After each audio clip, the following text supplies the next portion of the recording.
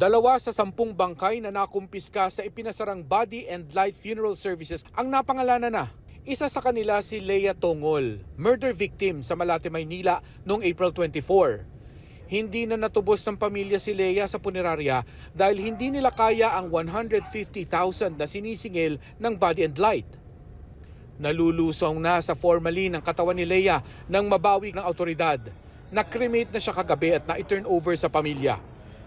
Ang isa pang katawan, kinilalang si Renan Pornobi, murder victim din sa Ermita, Maynila noong April 25. Naiburol pa siya dahil nakapag-down ng kalahati ang pamilya sa punerarya.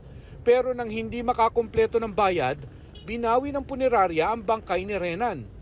Masama na rin ang estado ng bangkay ni Renan nang ilibing sa Manila North Cemetery.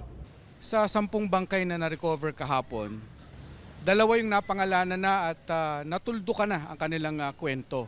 At pag ganun ang sitwasyon, binibigyan na ito ng libreng libing dito sa Manila North Cemetery. Yung 8 na wala pang pagkakakilanlan, hindi pa alam ang kwento, binibigyan ng otoridad ng hanggang 1 linggo pa ang kanilang mga pamilya na lumabas at i-claim ang mga katawan na nandito sa Manila North Cemetery. Kung meron kayong labi na naiwan sa Body and Lights, makipag-ugnayan lang po sa akin dito sa opisina ko sa Manila North Cemetery. Kasi nga po, para yung mahal nyo sa buhay, mabigyan natin ng maayos na pagbuburulan at paglilibingan. Isang pamilya pa ang lumutang sa opisina ng Manila North Cemetery. Hinahanap ang bangkay ng kanilang ama na dinila nila sa naturang punerarya. Nabigla sila sa balitang ipinasara na pala ang Body and Light at nakumpiska na mga bangkay na hawak nila.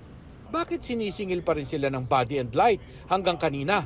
They were charging us 180,000 in order to release the body. We were telling them that we cannot afford that amount.